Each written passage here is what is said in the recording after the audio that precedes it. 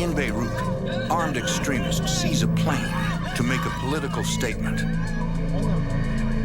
They terrorize the crew and passengers, including 2 U.S. citizens. As attacks increase against Americans abroad, the FBI and the CIA undertake a daring operation to arrest a hijacker and to send a powerful message to terrorists everywhere.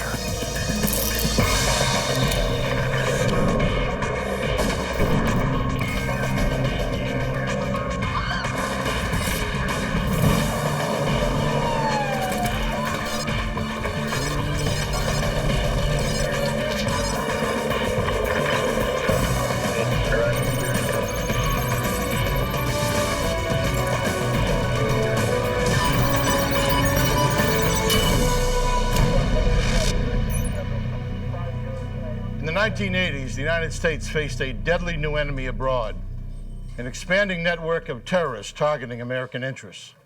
Hundreds of innocent people were killed in bombings, executions, and hijackings. I'm Jim Kallstrom, former head of the FBI's New York office. As the violence escalated, the U.S. government responded with new laws that gave the FBI broader powers to go after these radical extremists. This is the story of one of the FBI's first cases in the war on terrorism, a war that started long before September 11th. Hi there. How are you doing today? Thank you. 14, enjoy your flight. June 11th, 1985.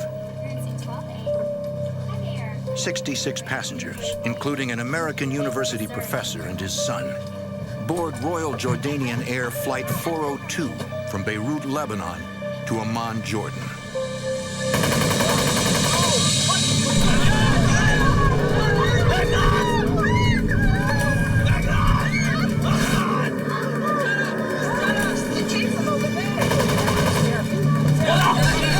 A gang of heavily armed terrorists overpowers the passengers and crew.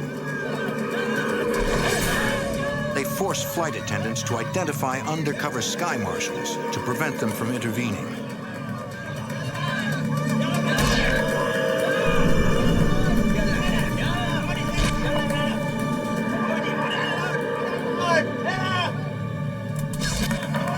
The lead hijacker forces his way into the cockpit and orders the crew to take off.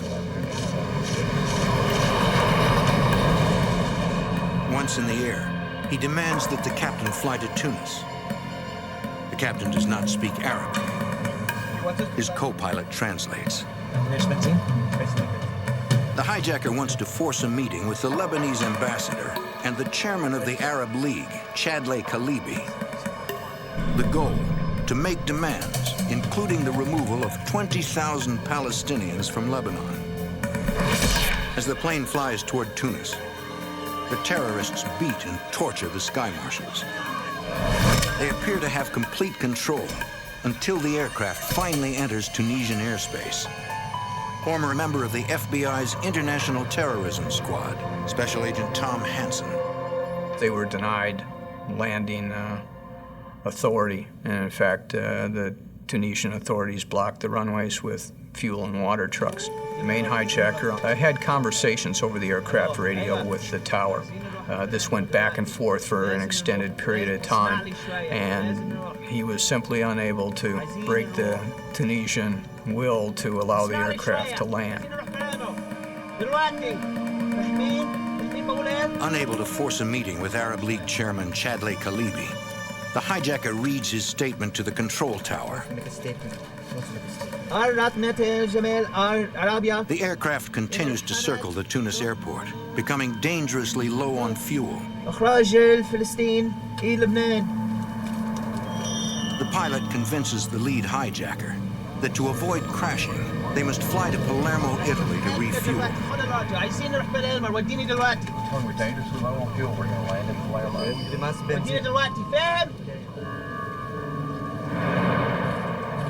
Flight 402 approaches the Italian airport, but the captain cannot land. The runways there are also blocked.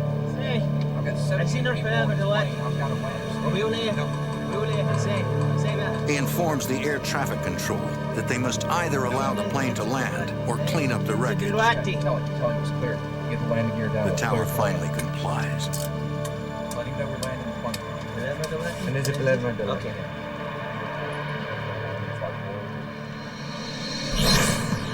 Once they are on the ground, the hijackers demand that the plane be refueled. Airport authorities at Palermo refuse. The Italians stall for time with a simple deception.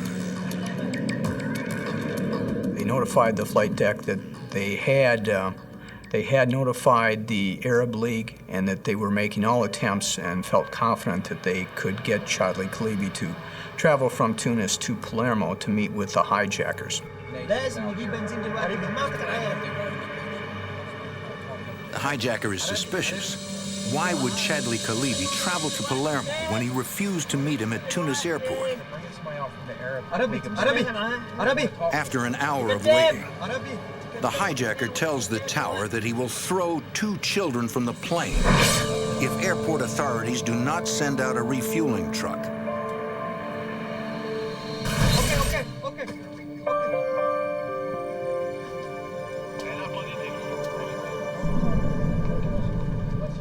10 minutes later, Flight 402 is refueled and heading back to Tunis. For the second time in one day, the plane circles above Tunis International Airport.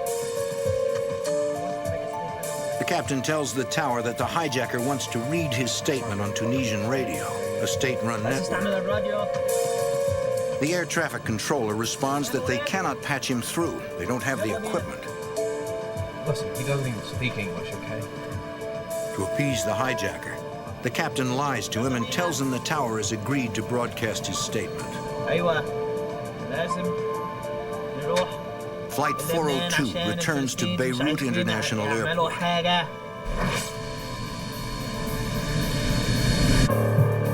Another terrorist boards the plane. He orders a few children and elderly passengers to leave.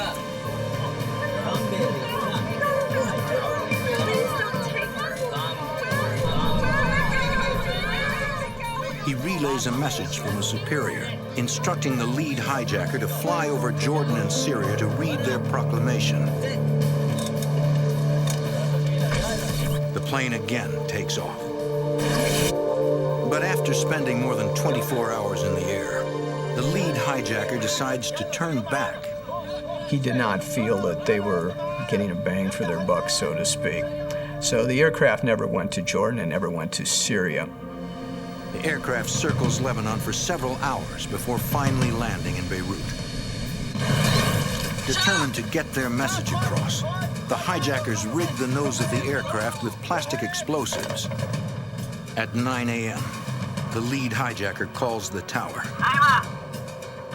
He vows that if 20,000 Palestinian refugees are not expelled from Lebanon by 2 o'clock that afternoon, he will kill the remaining hostages.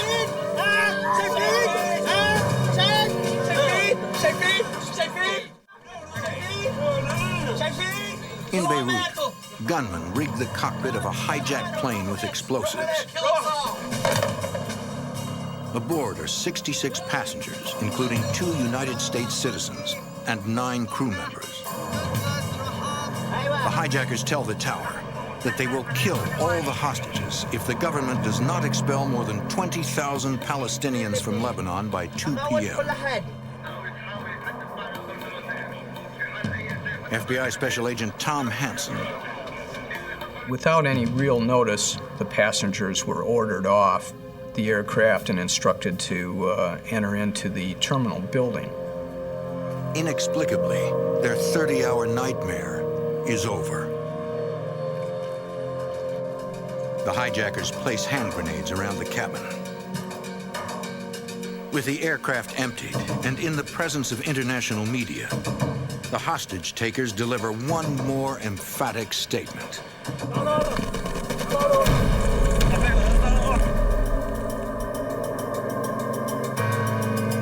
U.S. federal law enforcement agencies are determined to catch the hijackers. For the FBI, it is an historic moment. For the first time, they can legally pursue terrorists who have attacked Americans overseas, a power they had only recently acquired. In the early 1980s, Lebanon was a country ravaged by civil war. With the central government in shambles, Christian and Muslim militias clash, fighting for control. Beirut, once considered the Paris of the Middle East, is reduced to rubble.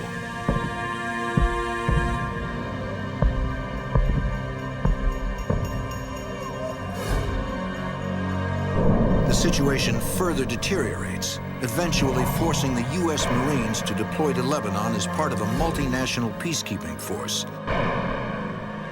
The violence only escalates. In October of 1983, a suicide bomber detonates a truck full of explosives at the Marine barracks at Beirut International Airport. The blast kills 241 U.S. servicemen. 3 seconds later, a similar bomb destroys the French Army barracks, killing 58. The bombing at the Marine barracks is the single deadliest attack on Americans overseas. Former FBI Assistant Director of the Criminal Investigation Division, Oliver Buck Revell. The horrendous attack upon the Marine barracks in '83, for a short time, really focused the attention of the American public on terrorism, but it always wandered off very quickly because there was not a belief of there being a sustained level of attack against the United States.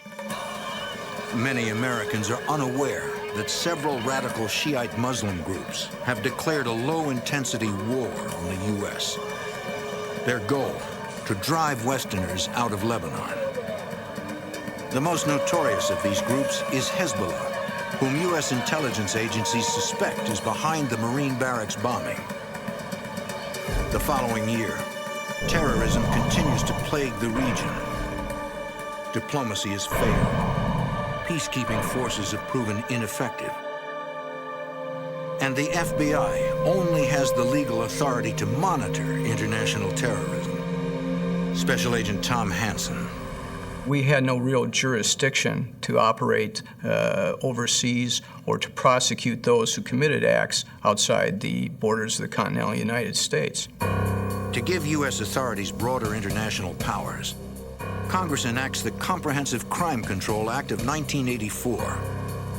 This new law allows the FBI to apply existing kidnapping and air piracy laws to crimes committed against American citizens overseas.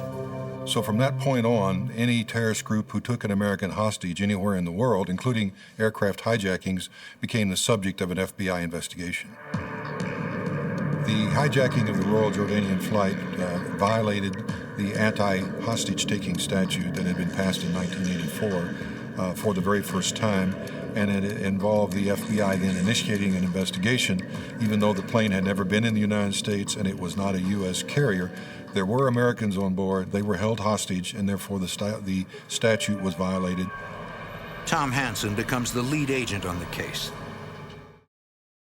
The actual investigation regarding the hijacking of Royal Jordanian 402 started off as a basic intelligence effort to gather as much information as possible. The FBI knows the two most active terrorist groups in Beirut are Hezbollah and the Amal militia, another Shia faction formed during the Civil War. Here's the plane. They suspect it is the Amal militia who is responsible for the hijacking. Here's everybody loading. They control security at the Beirut airport, giving them access to the plane. Also, the hijackers' anti-Palestinian statements are typical of the group.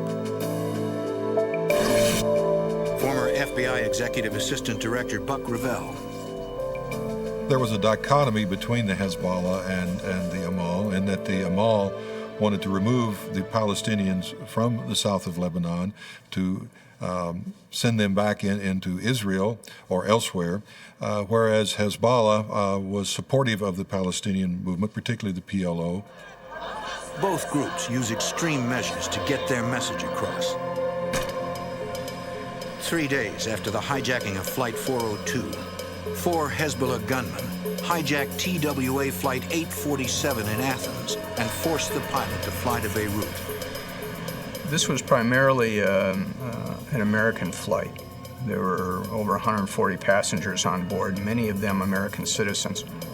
The Hezbollah made a number of demands in conjunction with this aircraft hijacking, specifically for the release of certain Hezbollah Shia prisoners, as well as certain Palestinian prisoners. Demands which, of course, the United States had no control over, and of course it was against U.S. policy to make concessions to terrorist organizations. The hijackers forced the TWA jet to fly back and forth between Beirut and Algiers. At each stop, they released women and children. In Beirut, the terrorists decide to prove they are serious about their demands. They kill U.S. Navy diver Robert Steedham. They executed him in cold blood, threw him out on the tarmac there at Beirut International Airport, which of course enraged all of us and caused us to rededicate ourselves that this wouldn't stand. We would go after these people as long as it took. 39 hostages remain, all Americans. The hijackers move them off the plane and hold them at several locations around Beirut. President Ronald Reagan reacts. Terrorists, be on notice. We will fight back against you in Lebanon and elsewhere. We will fight back against your cowardly attacks on American citizens and property. Authorities consider possible diplomatic strategies. There were continuous meetings in the sit room at the White House. We were trying to come up with some basis to effect the release of the hostages. This was probably the most stressful circumstance during my 12 years in charge of the terrorism program. We were using every intelligence means available to us. CIA assets, technical means, intelligence from allied services, through diplomatic channels. It was an all-out effort to obtain any and all information about who was holding the hostages, where they were being held, under what circumstances, and of course, any information that would allow us to locate and potentially rescue the hostages. As U.S. agencies gather intelligence, 39 American lives hang in the balance. June 1985. Hezbollah gunmen hijacked TWA Flight 847 in Athens and forced the pilot to fly to Lebanon. They hold 39 passengers hostage all over Beirut. The U.S. Department of State applies diplomatic pressure, trying to secure the release of the hostages. Former FBI Executive Assistant Director Buck Revell. We were putting pressure on the Syrians, pressure on the existing Lebanese government. We were using surrogates such as Egypt and Jordan. So it was really an all-out effort to use any and everyone that might have some ability to try and bring pressure on the Hezbollah to release the prisoners.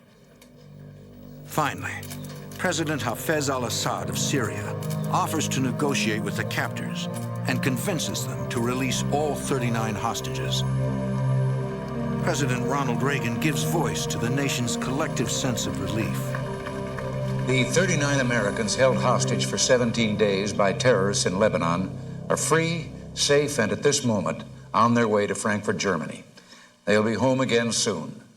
This is a moment of joy for them, for their loved ones, and for our nation.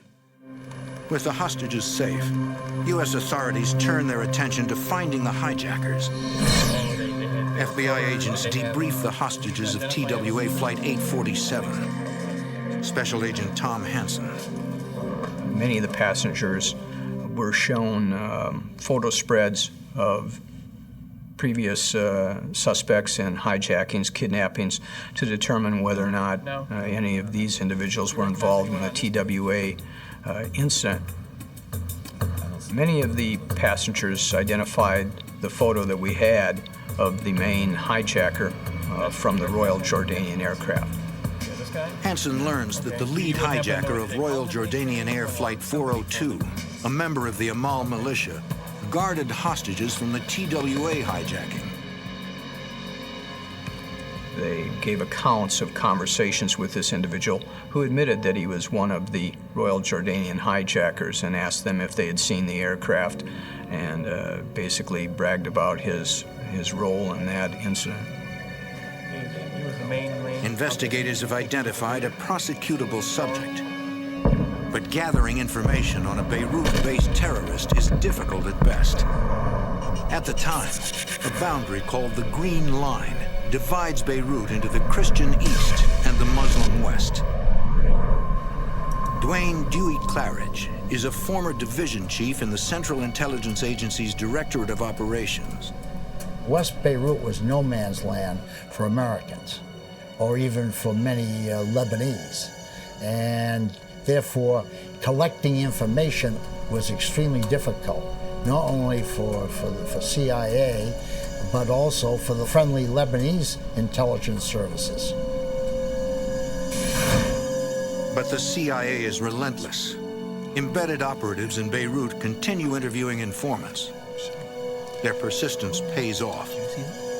They learn where the Royal Jordanian air hijacking suspect lives. The only problem, U.S. authorities are powerless to go after him. It just wasn't possible to coordinate with the Lebanese authorities to hand over the main subject. There was no specific government really in control. Terrorism continues to spread throughout the world. In 1985 alone, there are 812 incidents of international terrorism. 926 people are killed, including 23 Americans.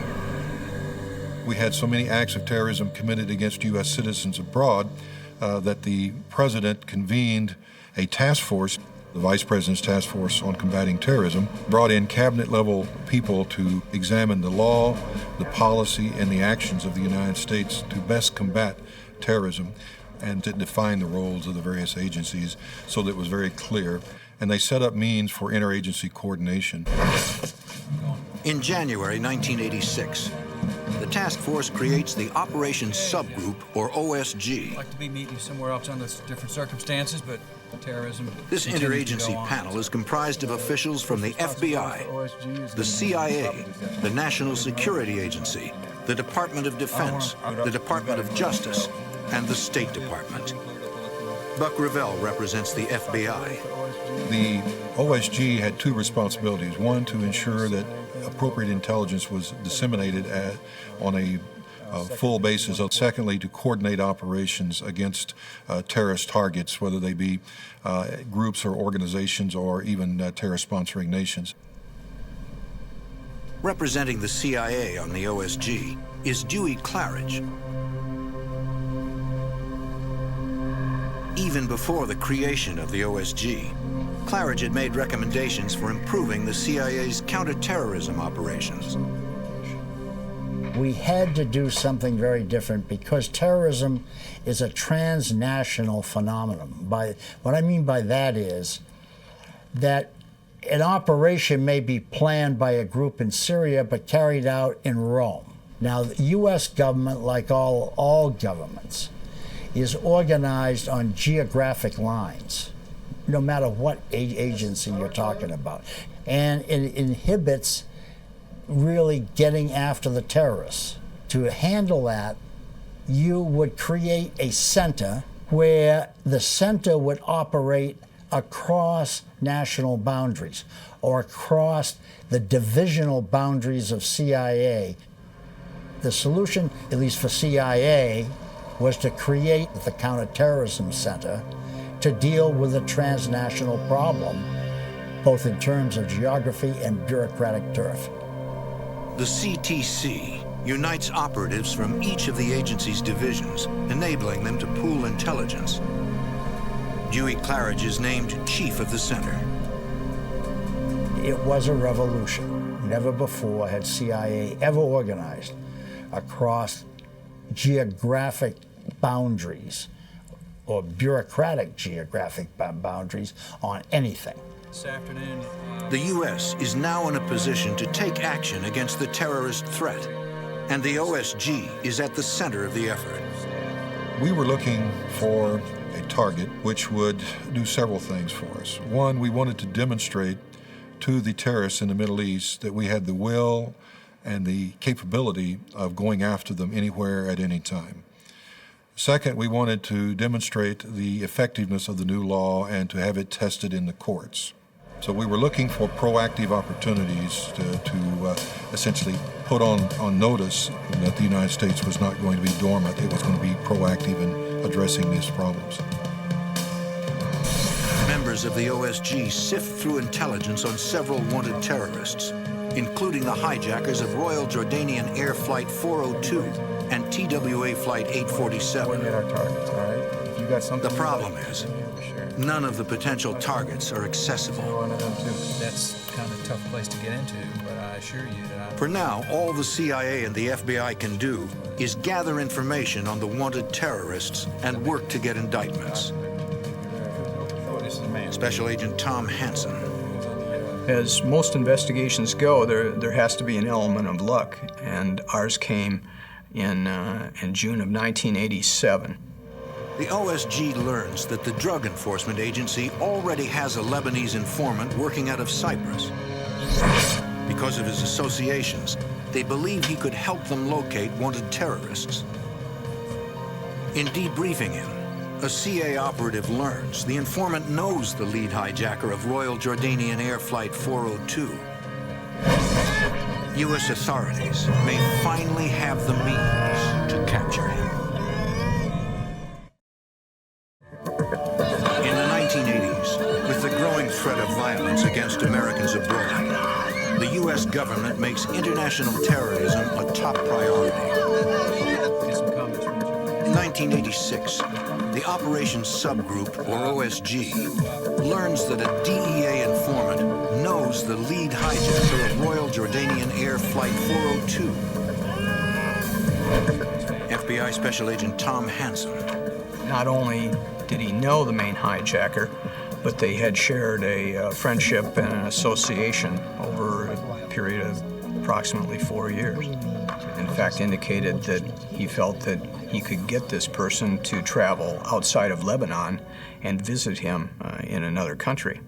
And this gave us one thing that we hadn't had in the past, and that was accessibility. Former chief of the CIA's Counterterrorist Center and OSG member Dewey Claridge. By getting our hands on him and bringing him back to the States and put him on trial, we would be signaling to the terrorists for the first time that we had changed our method of operation and we were on the offensive. The informant is cooperating, but he has a few concerns. Former FBI Executive Assistant Buck Revell. He wanted a significant reward and relocation of himself and his family to the United States under the Witness Protection Program. We felt in the interagency negotiations that this was a reasonable request. He certainly would be at risk if he and his family stayed in Lebanon, so we obtained authority to do that. In Cyprus, the informant tells a CIA operative that the hijacker has left the Amal militia. The hijacker, in fact, got into the drug business. He pursued this in Europe and other parts of the Mediterranean, so was somewhat actively involved in transportation and sale of narcotics. He told us that the lead hijacker was interested in doing drug deals, that he had been involved in the past in certain drug operations, and he thought that he could be enticed to leave Lebanon, which was an important issue, and go to Cyprus or elsewhere where he would be vulnerable for arrest on our charges. The OSG now believes the Royal Jordanian Air hijacker is within reach. With the informant's cooperation, the CIA plants listening devices in his home to record his conversations with the hijacker. The determination was for him to go back and say, I know of a major international drug dealer who is looking to do an operation. You could bring the drugs in through Iran into Lebanon and then set up an operation to supply this drug dealer, and it would be very lucrative. The plan calls for the informant to set up a meeting outside Lebanon between the hijacker and an imaginary drug dealer named Joseph. The OSG decides the meeting will take place on a yacht in international waters. We did not want any operation that we undertook to involve violations of the sovereignty of another nation. The OSG considers whether the U.S. military or the FBI should make the arrest. Good news for you. She just handed me a memo. Former commander of the FBI's hostage rescue team, Special Agent David Woody Johnson. The basic plan was that any counterterrorism operation occurred outside the United States or its territories would be handled by the military. Anything that occurred inside the United States or its territories, HRT would handle. And so now we got a situation where we may want to go over and grab a guy overseas. Do you use the military teams or do you use HRT? And that had to have been debated at the Attorney General, Department of Defense level. And they finally described it as an arrest. So we're going to use the hostage rescue team in spite of the fact that we're going to do it overseas. They choose the HRT because the FBI has arrest powers and the military does not.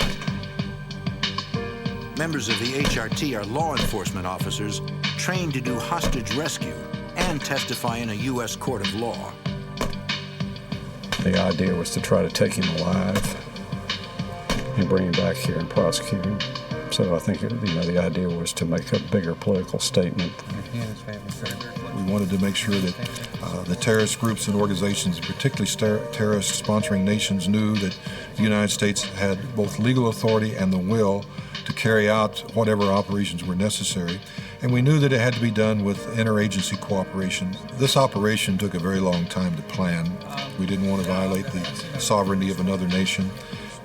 We did not want to undertake this and not succeed. That would send exactly the wrong message. The plan is ready to implement. The final hurdle is obtaining the president's approval. As I was going to Washington National Airport to catch a commercial flight under just a regular passport to Athens, I received a telephone call in the Bureau vehicle from Ed Meese, the Attorney General. And he advised me, he said, "Buck, I just briefed President Reagan. It's a go. Good luck, and I'll talk to you on the other end." Okay, I'll keep you posted. Before launching the mission, the FBI solidifies their case.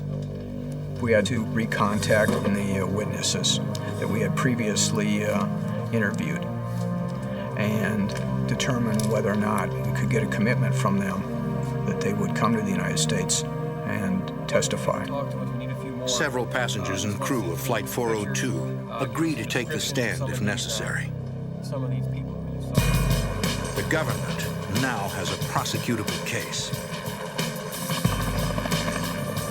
The plan, dubbed Operation Goldenrod, is set into motion.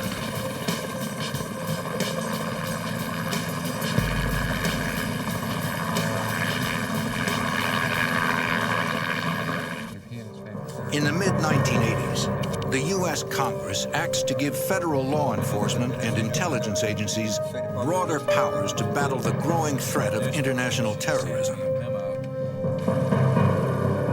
September 1987. Operation Goldenrod is a go. The FBI, the CIA, and the U.S. Navy deploy assets for the arrest of the Royal Jordanian Air hijacker. The FBI coordinates their portion of the operation from a command center aboard the USS Butte, positioned in international waters 15 miles off the coast of Cyprus. Special Agent Woody Johnson is the commander of the FBI's hostage rescue team. The crew was told that they were just waiting for technical support to come out on the ship to help them correct some problems. We came off carrying gun cases and other things, and we have some pretty big agents, and they don't look like normal technicians, and those don't look like normal technical boxes. I remember having one of these young sailors say something as I went by. I said, "Technician's right."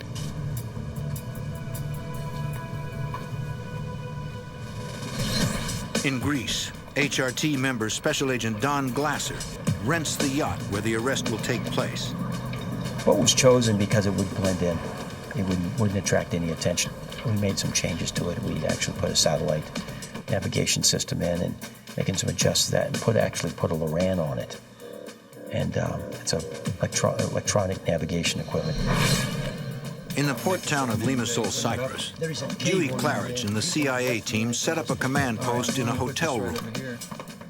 We had a communications officer with us and a lot of aluminum trunks of equipment, which were passed off as photographic gear. And we had satellite communications back to Washington, to EUCOM at Stuttgart, that's the U.S. military command at Stuttgart.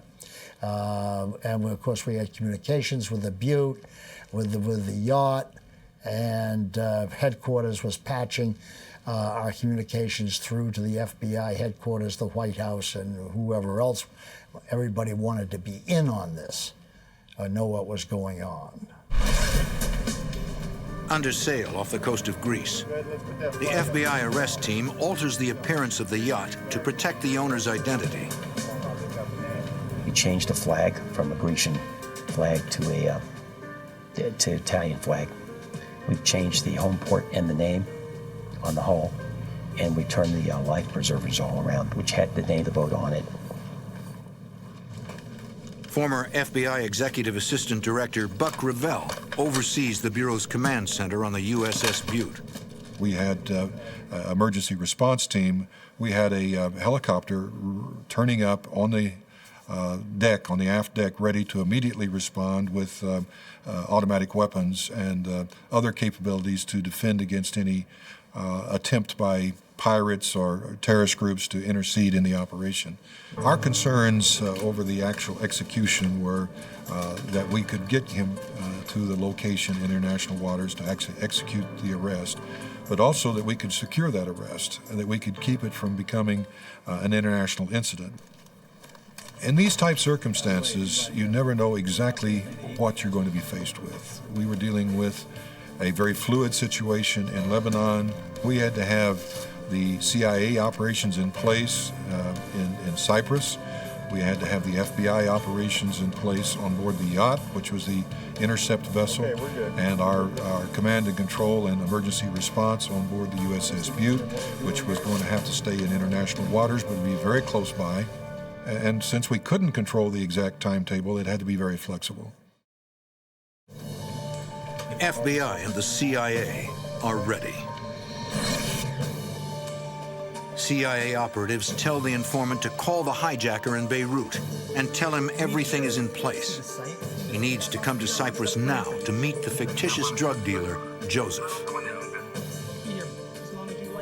The hijacker bought into this idea of coming to Cyprus to meet Joseph, who we basically manufactured as a big drug person. Hijacking aircraft doesn't really make you much money, if any. But and so he was looking to make some money.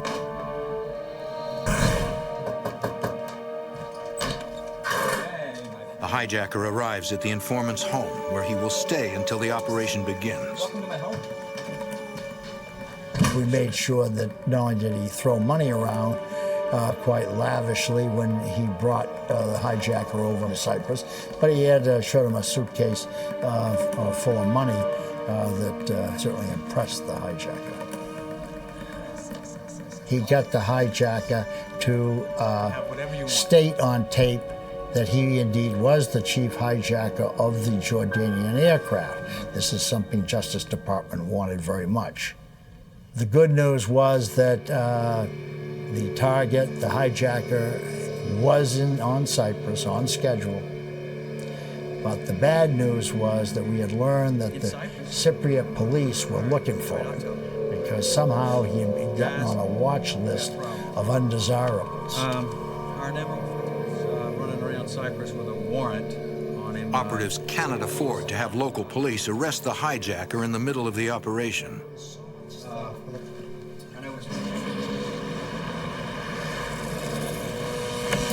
The CIA decides to have the informant move himself and the hijacker into the same hotel where they have the command center set up.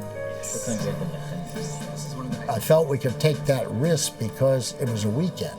And it was unlikely that the police would energize themselves to run around, particularly to a high-class hotel and a new one at that, searching for this fella.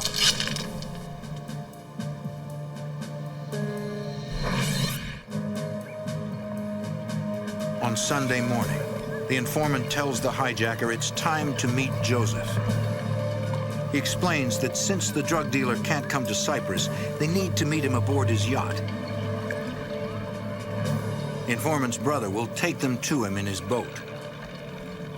We had to have, quote, American eyes, U.S. eyes on the target, on the hijacker, when he boarded the boat to be able to tell Washington with absolute certainty that it was the target who was boarding the boat.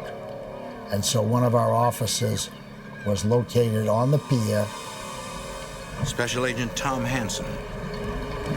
The boat departed with the cooperating witness and the main subject on time and headed out towards the yacht.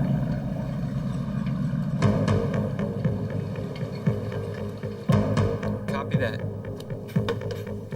They're away. We informed everybody on the communications net of that fact and that the operation was underway. We asked for Washington to begin to implement the extraction of his relatives and near relatives, sisters, brothers, and children from various places around the Middle East, which had been part of the deal. Yeah. All right. We had a picket boat system in place to act as guideposts for the cooperating witness to navigate from. FBI's hostage rescue team commander, Special Agent Woody Johnson.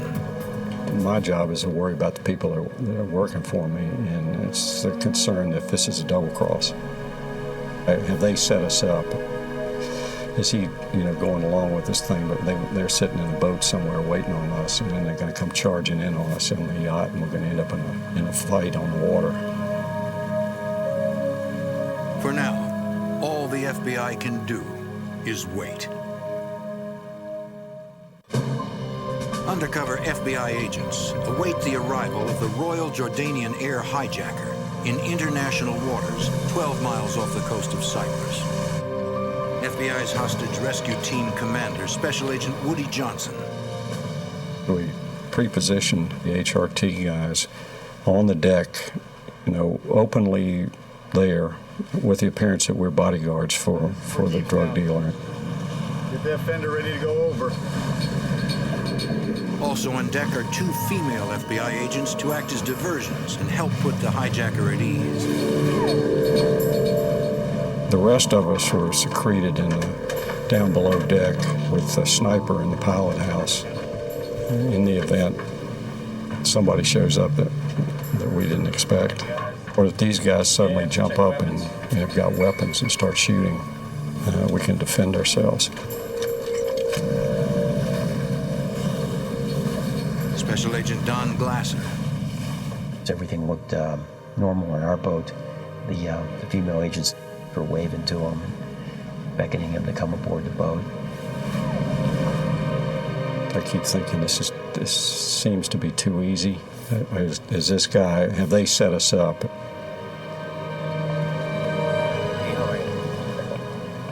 The undercover agent spoke to them in Arabic, told them that the boss was down below in the boat taking a shower and be up shortly. We said, well, the owner's going to want him to be searched for weapons. It would only take a second. We apologized for that, but that was business. And he didn't resist that. So the other agent patted him down give him a quick pat down for weapons. Didn't find anything on him.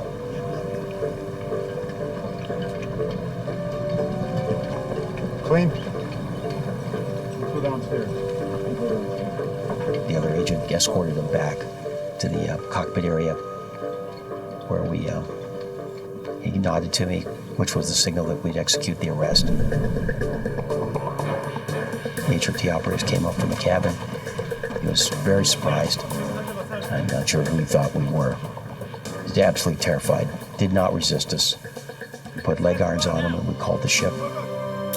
Agents send word of the successful arrest. All right. We're out of here. At that point, we knew that we'd done what we were supposed to do, deliver the target to the Bureau, and so we closed down the command post very rapidly, checked out of the hotel. As soon as the arrest was made, we launched a boat from the Butte. Butte is 900-foot ship, so we're talking big. Comes up over the horizon, and we came up alongside of it. And the captain was playing patriotic music over the loudspeaker. You could hear it. And he was flying a huge American flag off the back of it. At that point, he's telling the crew what's going on. He said, we finally were striking back, and you had the opportunity to be a part of it. I'll tell you one of the things that was really a thrill and actually kind of choked me up is when we came up on the deck. There were probably 200-300 of the crew were up on the deck, and they were cheering and clapping. And it just really was kind of an emotional experience. The Butte immediately headed west in the Mediterranean to link up with the aircraft carrier USS Saratoga. Agents interview the hijacker aboard the Butte.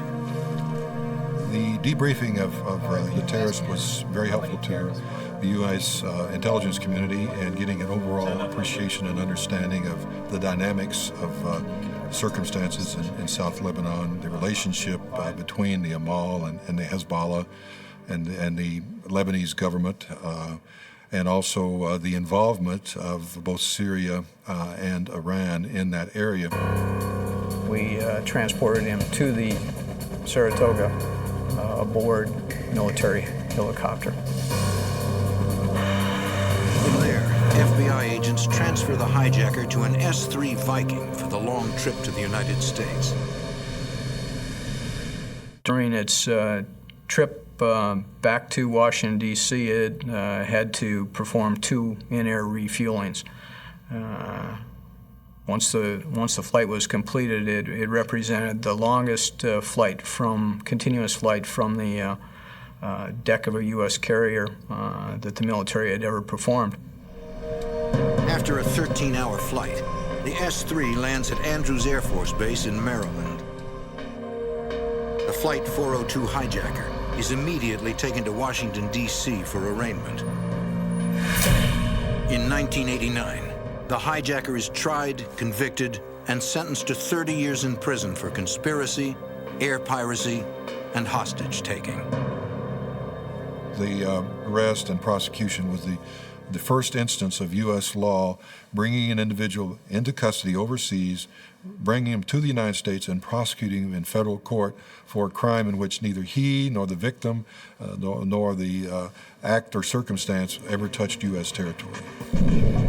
It was our hope that by carrying out such an audacious act that we would send a very strong signal to the terrorists that the game had changed, that we would no longer be essentially passive, but we'd be proactive in pursuing them across the entire world if necessary. Operation Goldenrod was the first success of its kind in the U.S. government's new war on terrorism. A small town in Nevada faces disaster. A holiday weekend, 250,000 tourists, and a 1,000-pound bomb that could explode at any second. The device cannot be disarmed. It cannot be moved without detonating. Here we have the all clear. Stand by for For the countdown. FBI, it's a worst-case scenario.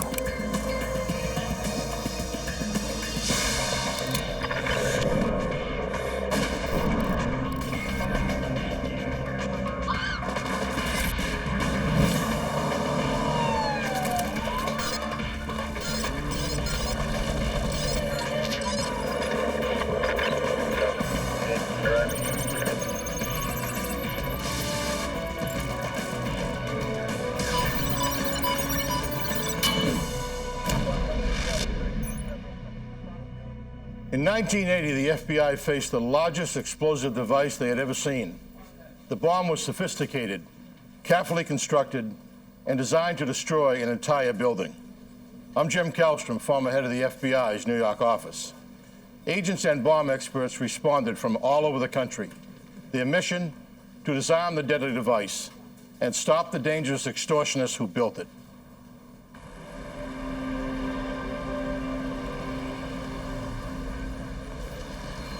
State Line, Nevada is a small tourist town straddling the border with California. The town has just 1,300 residents. The largest industry is gambling. With all that cash lying around, it makes an appealing target for criminals looking to make a big score. August 26, 1980, 5:30 a.m. at the receiving entrance of Harvey's Casino. Two men tell security they're delivering a new copy machine. The security guard gives them directions to the executive offices on the second floor. He has no idea what he has let in the building.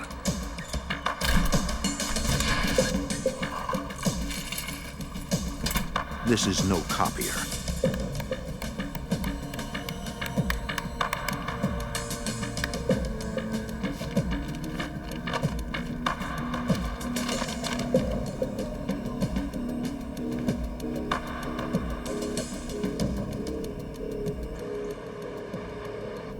Shortly after 6 a.m., a security guard making rounds notices something unusual. The door to the executive office is jammed. It looks like the lock has been glued shut.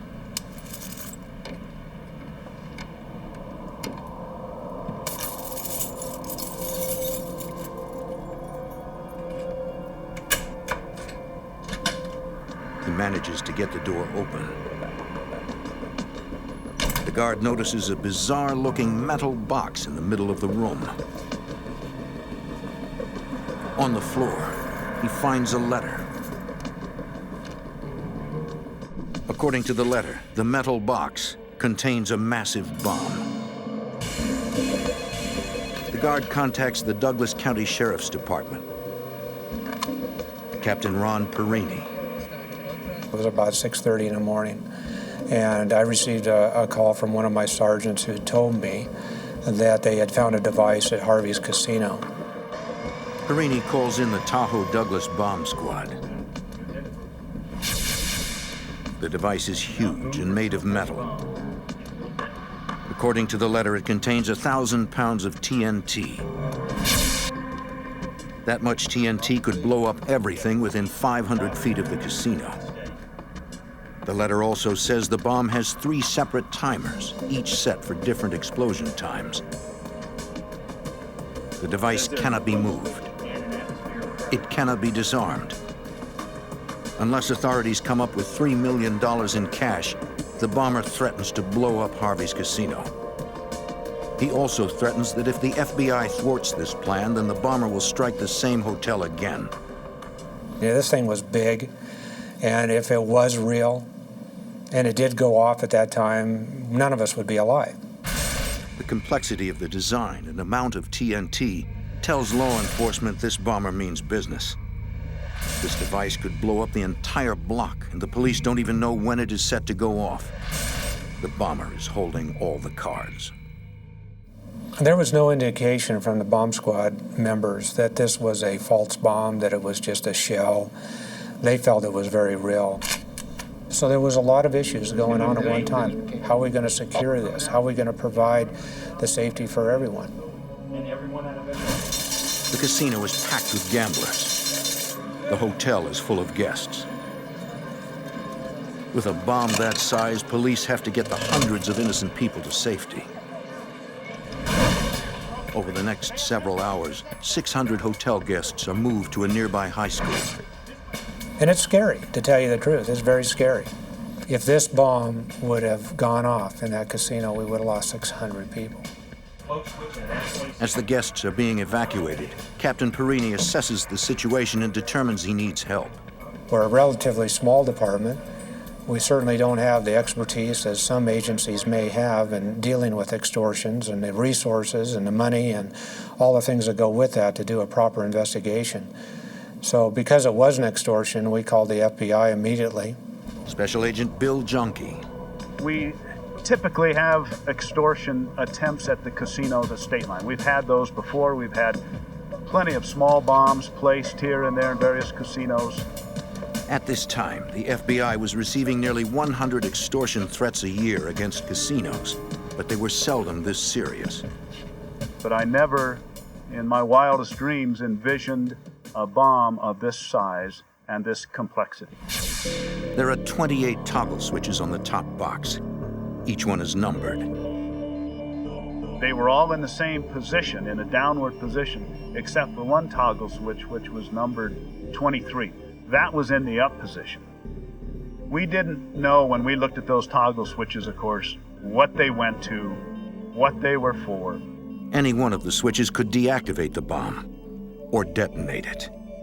They gave me a letter which turned out to be an extortion letter that identified various components of that bomb. And reading that letter, I realized we had a big problem here. The letter indicated to us that there was 1,000 pounds of TNT in this bomb. And judging from the size of the large box, I think it was pretty consistent that 1,000 pounds of TNT could fit into that larger box. 1,000 pounds of TNT has a huge blast radius, enough to destroy more than one casino. That would devastate this small town. We blocked off the casino corridor area on US 50, made sure no vehicles could go through. We told the other casinos to vacate the immediate area near Harvey's, and they did that. They even boarded up some of the windows to make sure that if there was an explosion, that would cause the glass to break and hurt others. As the sheriff's department closes down the streets, the bomb squad works on the device. The crew does not wear their bulky bomb suits because nothing could protect them if a bomb this size detonated. First, they want to know exactly what's inside the metal casing. What kind of bomb is it? How big of an explosion is it going to be? Is it going to affect the businesses across the street? Or how far will it go? Is there chemicals involved? Is there even nuclear stuff? Herb Hawkins is the assistant special agent in charge of the FBI's Las Vegas field office. Well, the device was X-rayed in parts because no X-ray machine was that big. So about a third of the device was X-rayed, then another third, then another third. In all, the bomb squad takes over 200 X-rays. They also photograph the device and dust for fingerprints. Getting paint samples is much riskier, but for the FBI, it could be an important clue to identifying the bomber. Ultimately, we may find a guy who's got that kind of paint in his garage. Investigators also find a small drop of blood on one corner of the device. It is collected as potential evidence. We may be able to find a guy whose blood matches that which was taken off the bomb. That's a good investigative lead for us. The latent fingerprints, paint, and blood samples are sent to the FBI lab in Washington, D.C. In the lab, technicians will analyze the evidence in the hopes it will lead them to the bomber. But for the agents on the scene, the first priority is to disarm this bomb. In the command post, investigators study the X-rays of the device. The bottom 3/4 of this lower box was very high density. The X-rays couldn't penetrate it. That told us, in essence, that it was explosive in there, or some kind of material in there filling that bottom box. We could see wires from the top box going into that material in the bottom box. We presume those were wires from the detonators, from the blasting caps, into that explosive material. Scientists from NEST, the Nuclear Emergency Search Team, analyzed the bottom portion of the bomb to calculate the potential blast radius. They estimated that we were looking at about a 1,500 to 2,500 foot blast area where damage could be somewhat significant. And of course, inside of 800 yards, we're looking at more than severe damage, and of course total destruction within 200-meter radius. We realized this guy knew what he was doing, that it was going to be an extremely difficult bomb to defeat, if it could be defeated at all. Agents are in an impossible position, but they must find a way to disarm this bomb, and fast, before anyone gets hurt. In State Line, Nevada, extortionists plant a massive bomb in a crowded casino. The bombers demand $3 million, or they will detonate the device. Within hours of the discovery of the bomb, investigators from all over the area arrive in State Line. Sheriffs from Douglas County, police from South Lake Tahoe, as well as El Dorado County. Special Agent Bill Jonke. They started just flooding in because they knew we would have a lot of work to do. We began bringing in FBI agents from surrounding districts almost immediately. As bomb experts work on the device, agents go after the extortionists. We needed every patron in that casino to be interviewed with the chance that maybe they had seen something, a vehicle being involved in the delivery of this bomb, something. Authorities set up toll-free hotlines. Captain Ron Perini and the Douglas County Sheriff's Department work closely with the FBI. We want to know if there's any witnesses, if anybody saw these people bring the device into the casino. What about vehicles, descriptions? The FBI questions the security guard. He tells them about seeing two men delivering a copy machine around 5:30 a.m. They were driving a white van. We knew that we may have a white van involved in this. We knew by then exactly what time that bomb came through the casino. We knew we had two people pushing and pulling that device. Investigators try to locate all the white vans in the Lake Tahoe area. Law enforcement officers were stopping these vans and finding out who the operators were. While agents on the street search for possible suspects, technicians continue to analyze the device. But the news is not good. This bomb is formidable. On that first day after the diagnostic work, the x-rays, the interpretation of that extortion letter, we realized that we weren't going to move that bomb. That we, in fact, had a viable, functioning, live explosive device. We didn't know what the explosive inside was. We also figured we had explosives in that top box that made any sort of render-safe procedure extremely, extremely difficult. By late afternoon, we decided that we were not going to penetrate this bomb with any equipment that we had or that was developed anywhere in the country. It appears the bomber has won. The FBI must take a new approach. They are going to have to cooperate. That evening, agents meet with Harvey Gross, the owner of Harvey's Casino. We thought we might have a very good opportunity to arrest, to identify the people involved in this crime through the delivery of the money. So we wanted to comply with the instructions. The bomber wants $3 million delivered to a remote location via helicopter. In exchange, authorities will receive instructions on how to move the bomb and detonate it safely. We told them the problems we were having with this bomb, and we had a window there that was closing as far as getting the money together or deciding what we were going to do. Agents feel that $3 million in cash is the fastest way to find him. The casino owner is skeptical.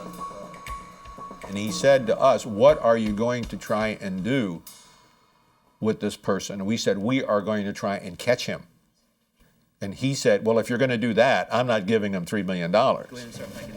So he gave us $5,000, which we appropriately marked, and the rest was cut up paper. An FBI pilot will fly the helicopter. Since the bomber has forbidden any radio contact, the pilot will wear a wire. He must land at a designated spot at South Lake Tahoe Airport no later than 11 p.m. At 12:05, he will receive further instructions. he specified that no law enforcement be involved in this operation whatsoever. Well, that was pretty unrealistic. We, of course, had numerous law enforcement people stationed and concealed throughout that airport in an effort to identify anyone that could be seen near that airport that might be linked to this extortion attempt.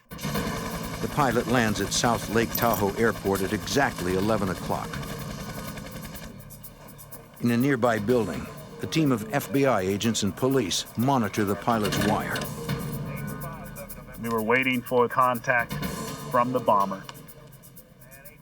And at 12:05, just as he said, the telephone rang in the telephone booth. Okay. The caller instructs the pilot to look under the shelf of the phone booth. There he will find further instructions.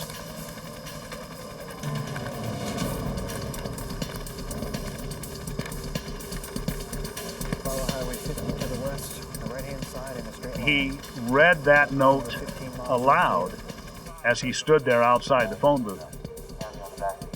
That allowed us to hear and to know what that letter contained, and we immediately dispatched ground units in the direction that he was told to fly.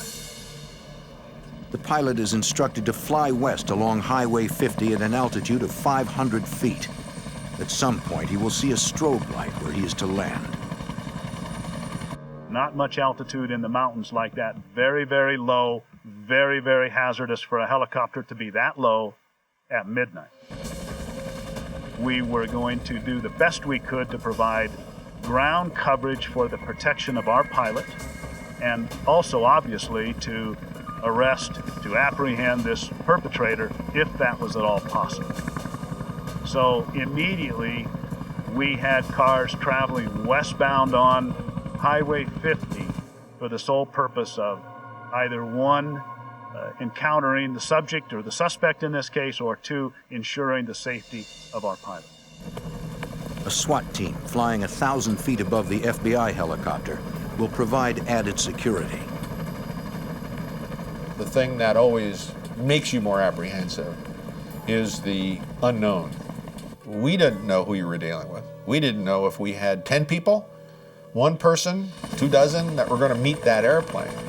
The FBI pilot flies west, following Route 50. He maintains an altitude of exactly 500 feet as he searches for the strobe light. There is nothing but darkness below.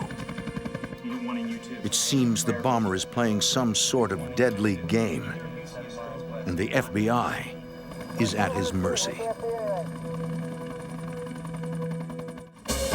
State Line, Nevada, 1980. An FBI helicopter searches a 15-mile stretch of Highway 50 for a signal from below.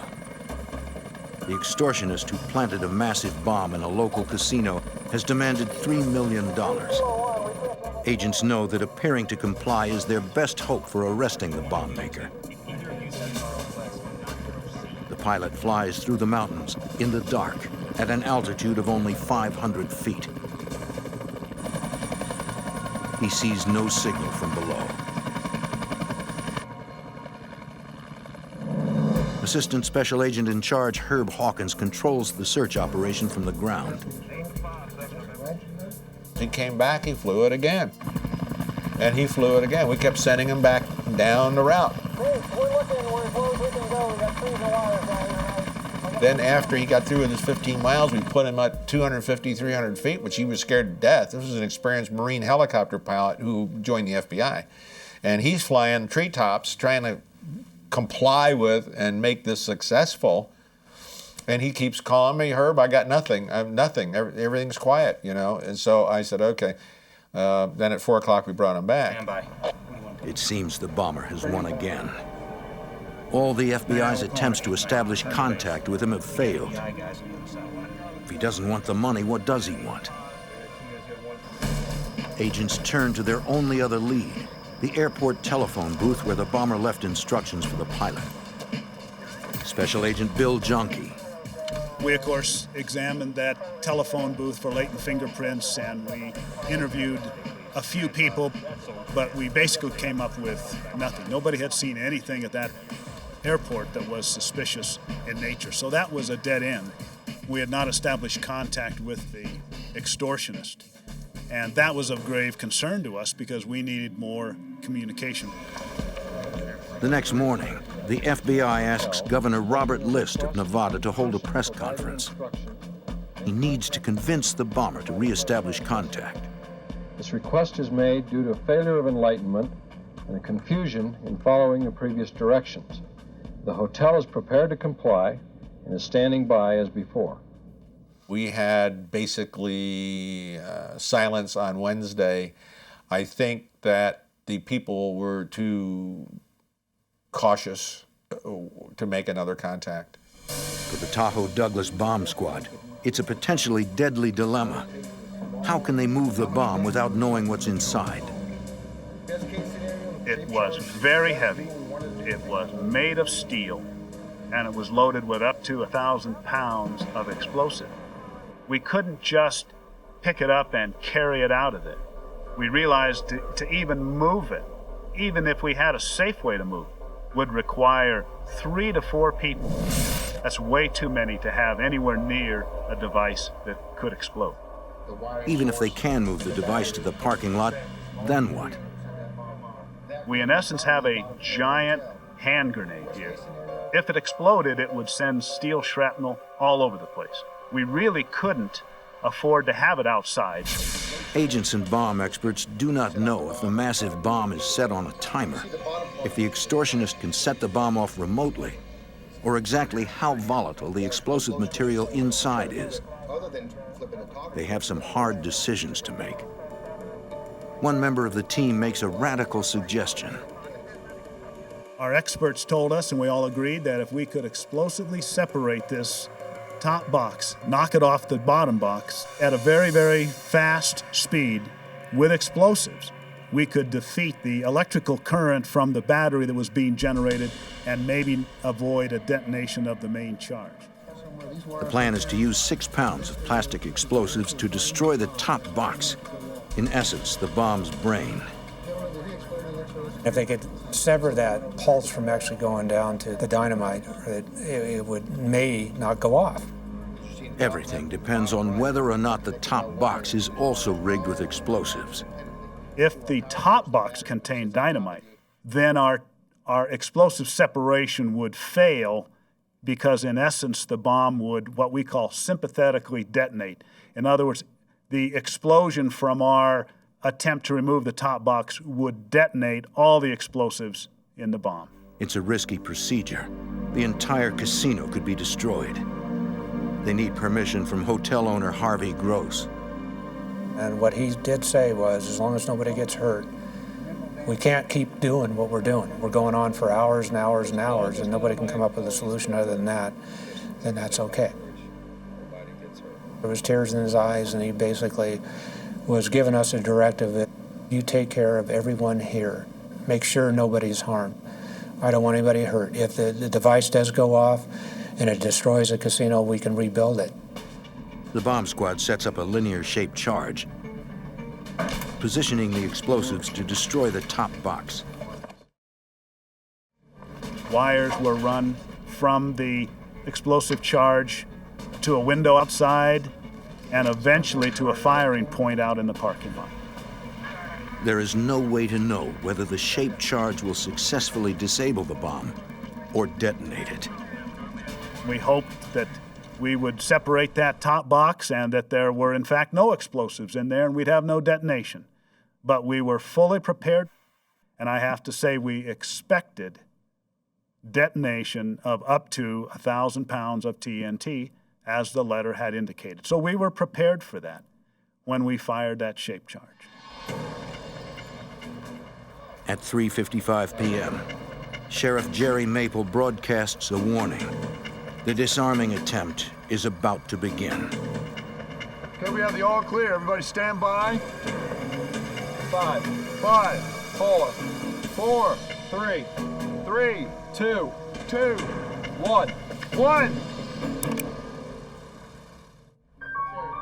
In a casino in Nevada, FBI agents faced the biggest bomb they've ever seen. A device packed with 1,000 pounds of explosives. Their only option, blow the control box off the top of the bomb with a small explosive charge. Call you to stand by for countdown, please. Special Agent Bill Jonke watches from the roof of a nearby casino. We had high-speed cameras prepared for the detonation. We were watching.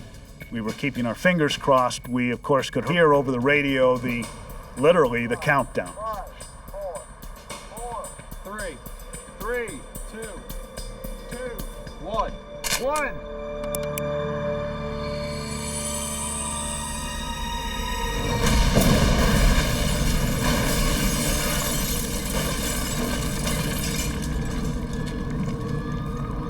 The plan has failed. Part of the casino has been reduced to rubble. Assistant Special Agent in Charge Herb Hawkins. We had a major mess on our hands. We had a hotel that had been blown downward 2 stories, blown upward 2 stories. Numerous pieces of device, rebar, concrete, chips, wall, desks, furniture, all mashed up, and in some of it in the hotel, down in the hole, some of it up on the 2nd and 3rd floor, and a bunch of it out in the parking lot. All of us probably had the same thought. We were thankful that we had not a single person with as much as a scratch. Nobody was hurt. We felt relief that the bomb, in essence, was gone. There was not a danger from that bomb anymore. Having to go back up on it for a day or two was getting stressful for everybody. So we felt a relief when that thing went off. If you destroy or damage a building, that can be rebuilt. But loss of human life or casualties is something that can never be healed. Myself and a few of the bomb technicians went into that building right away, right after detonation. However, it was pretty dangerous. Rubble is everywhere, and the FBI is concerned the rest of the building might collapse. Once it is secured, agents go back into the casino to search for clues. We commenced a very thorough crime scene investigation, as you would have to do in a bombing case, as your crime scene is really the key to helping you solve the puzzle. But in this devastation, finding those clues will not be easy. When a bomb goes off, the components just don't evaporate. They become much smaller and obviously disfigured, but they're there. They're there in the rubble. They're there in the crater at the bottom. They're there. Our job is to find them and identify them as components of the bomb. Authorities estimate it could take nearly 6 weeks to process the crime scene. The FBI can't afford to give the bomber that much time to cover his tracks. Within days of the explosion, the state-line casinos offer a $250,000 reward for the arrest and conviction of the extortionists. We hit every news media outlet with that information in hopes of somebody calling. We generated and started a hotline, a 1-800 hotline, so that anybody in the country could call us toll-free and provide information for this reward. The offer of a large reward brings thousands of leads, but no solid information. Several days went by, I'd say 7, 8, 9, 10 days, and we got leads from this offer, but we didn't get what we considered to be viable leads from this. The group that was responsible for building and placing this bomb was probably very close-knit, maybe even a family, because we weren't getting any information. Agents hope that in the rubble they will find one piece of evidence that will lead them to the bomber.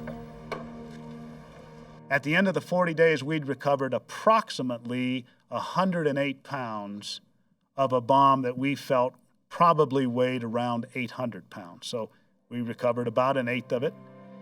The items that we recovered primarily were heavy steel items that survived the blast. As each piece of the bomb is recovered, it is shipped to the FBI laboratory in Washington, D.C. This is the first opportunity the agents have to really study the bomb. We were able to determine the type of switches that were used, the mercury switches, the type of explosive, pieces of cardboard box, things that would point where and how the device was constructed. Laboratory analysis tells agents a lot about the bomb and something about the bomber. One of the early things that we did was have the metallurgist look at the bomb components we were recovering and determine the stresses on those pieces of metal from a metallurgical point of view to tell us what forces were exerted against them in the blast. And by doing that, we could put a family of explosives into this. And while the threat letter said it was TNT, we're not about to take that on face value. We want to know that the damage was consistent with an explosive like TNT, which it was not. So right away we know something about the bomber. He didn't tell the truth in the letter. He was trying to tell us something that would get your attention. The bomber used dynamite instead of TNT. Because TNT is more powerful, he probably mentioned it to intimidate investigators. It was a very complex scheme, and therefore, when you looked at the device, a complex mind had to have put this together. A very painstaking, patient individual. This was not built in a day. This was a device that looked like it had taken weeks, if not months, to build. And to build it without drawing attention probably required even more time. To try and learn more about the bomber, agents asked for assistance from FBI profilers at the Behavioral Science Unit then housed at the FBI complex at Quantico. Profilers determined the bomber is probably a male, in his late 30s or early 40s, with some sort of bomb-making experience. Based on the complexity of the device and the letter, they feel the bomber is egocentric. He believes he can outsmart investigators. Hawkins? And the bombing profile is extremely difficult. It's not like a murder where the guy leaves certain fingerprints at the scene. Bombing is a lot more complex. Personal, when you shoot somebody, it's more impersonal when you build a bomb and you put it under his car and turn around and walk away. You don't have to sit there and watch. He doesn't like to get close to his victims.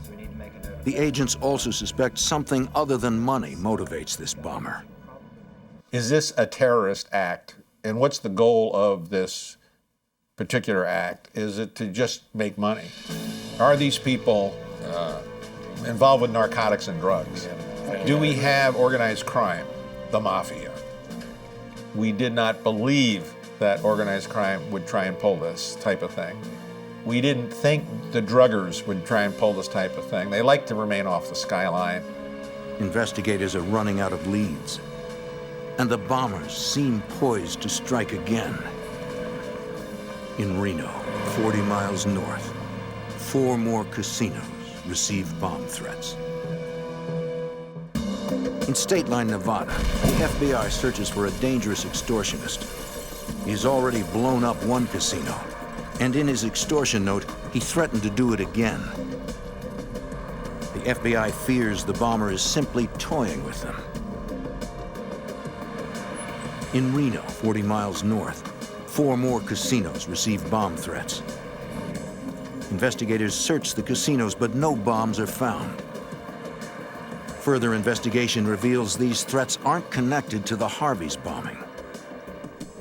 Agents again appeal to the public for help.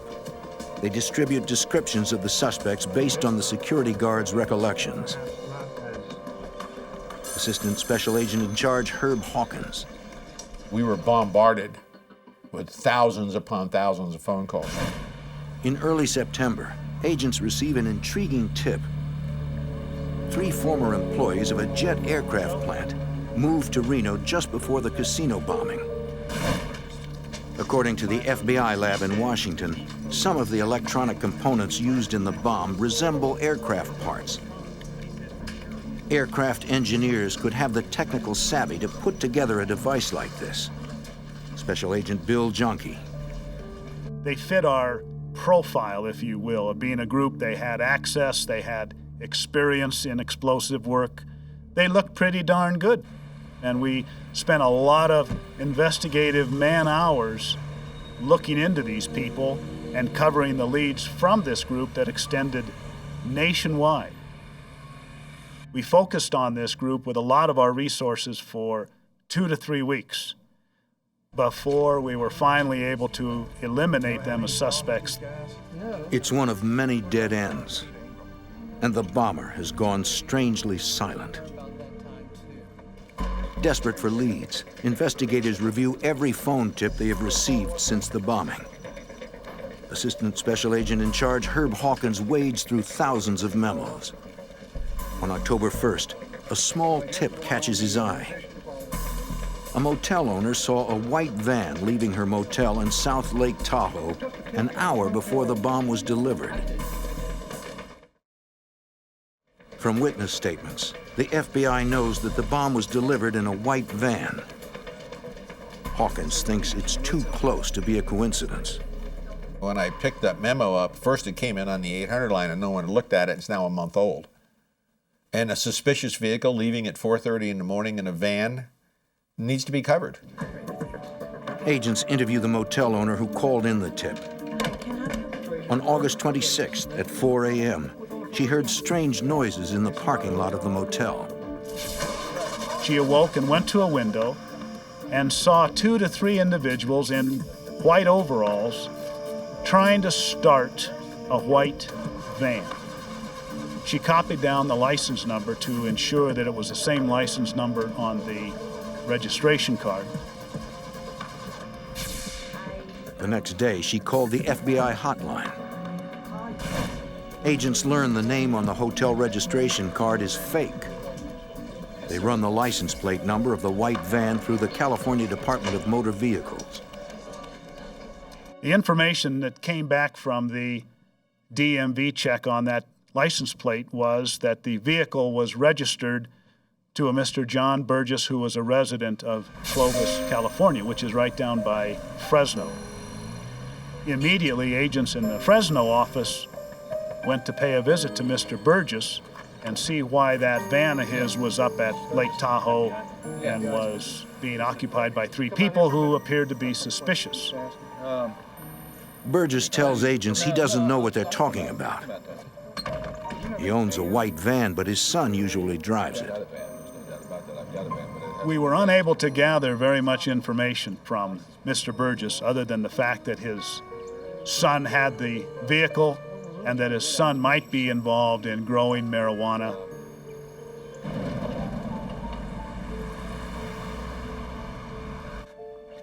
Agents interview Burgess's son in Fresno.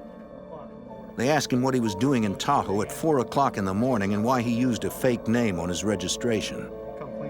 The young man told the investigators that he was up at Lake Tahoe looking for a place to grow marijuana. These agents realized that Lake Tahoe is at an elevation of 6,200 feet plus. It is not conducive whatsoever to growing marijuana because of the climatic conditions. So that was a pretty lame excuse. Agents suspect Burgess's son is lying, but they don't know why. They don't think he's the bomber. At 18, they feel he's too young to construct a bomb this complex. Agents move on, searching for more viable leads. The investigation into this bombing wore on and on and on. We interviewed well over 400 people, suspects in this bombing, throughout the country. The bomb caused $3 million in damage. The people behind this must be stopped before they build another bomb. But agents are running out of leads. They have not heard from the bomber in months.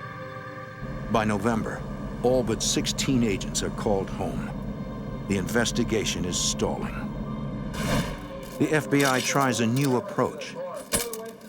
In the early part of 1981, we decided that we needed to up the ante for the reward.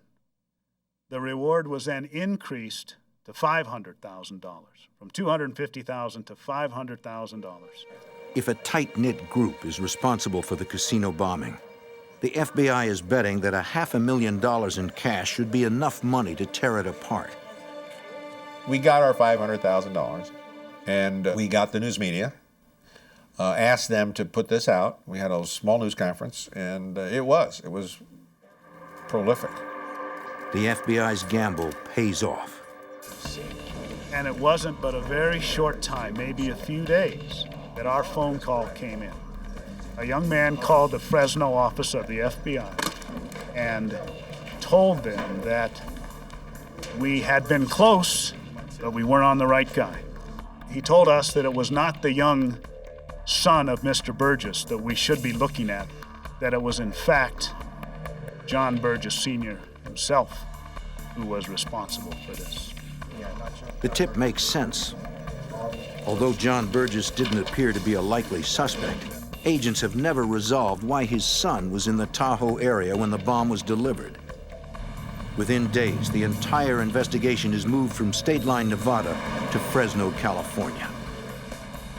There was already a resident agency there, but we established another office there, and we brought in another 30, 40 agents to Fresno to begin our focus on John Burgess. I personally believed that this was our guy.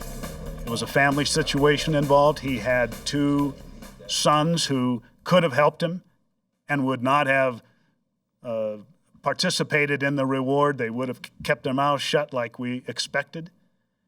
And I moved down to Fresno with great anticipation. I thought, this is it. The FBI suspects John Burgess Sr. is the casino bomber, but they still need evidence linking him to the crime before they can make an arrest. A major casino lies in ruins, decimated by a massive bomb.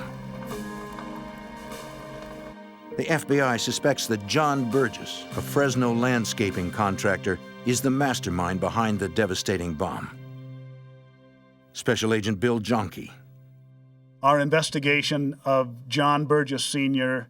included everything we can think of. We talked and interviewed his relatives, his friends. We surveilled him day and night.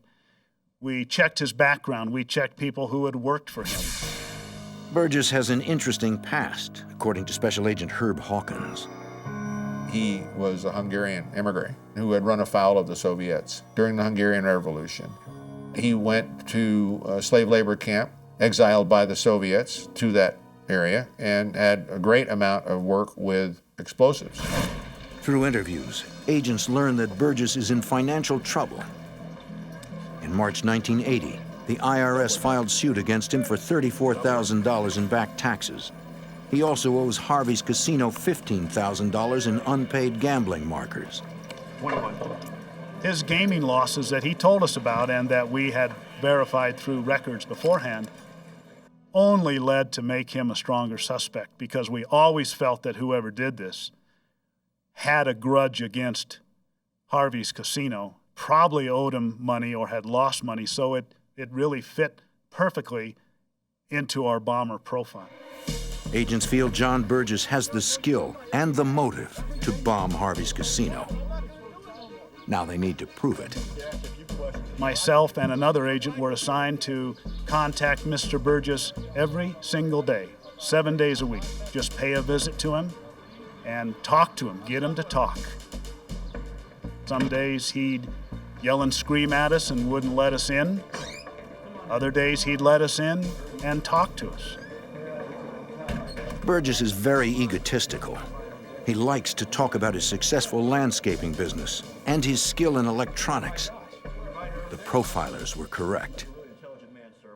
Things started to fall into place in terms of background. Now we needed to find out, there in Fresno, did he build the device there, and where did he buy the stuff to do this?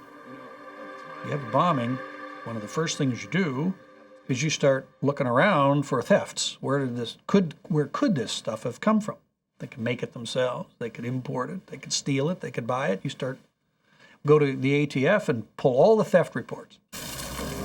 Agents learned that 1,000 pounds of dynamite was stolen from a construction site near Burgess's home prior to the casino bombing. So the puzzle started to come together, and it was time that we got people to start talking to us from inside the family. Agents interview a member of Burgess's extended family who owns a large turkey farm near Fresno. They're particularly interested in the switches on a feeding mechanism Burgess constructed for the farm. It was identical to the construction of the bomb. It was the same type of plastic material that he used, the same kind of soldering that he used.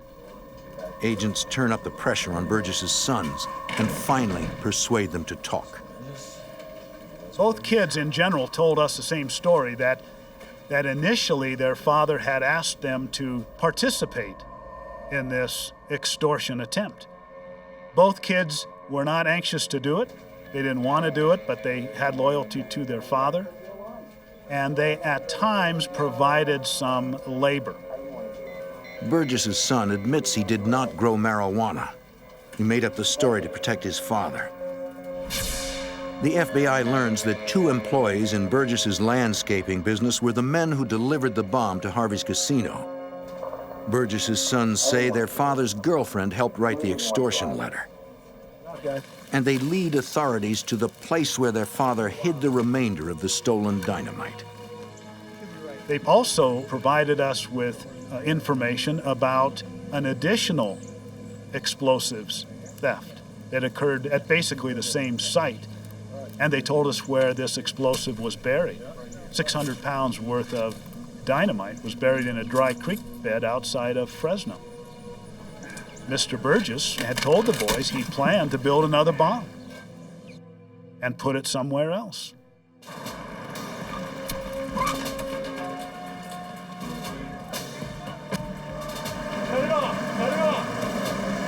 On August 16, 1981, John Burgess is arrested as he tries to leave his home. Burgess and his co-conspirators are charged with commercial extortion and conspiracy. Burgess's sons plead guilty to conspiracy and are sentenced to probation. On April 15, 1985, John Burgess is convicted and sentenced to life without the possibility of parole. The FBI lost a building, but the operation was a success. No one lost their lives, and the FBI captured the bomber before he could strike again. So we learned a lot about processing large building bombing. What you have to do first, second, and third, where the pitfalls are, where the dangers are. Now, unfortunately, since then, all around the globe, we've had opportunities to practice the lessons and refine the lessons that we learned there.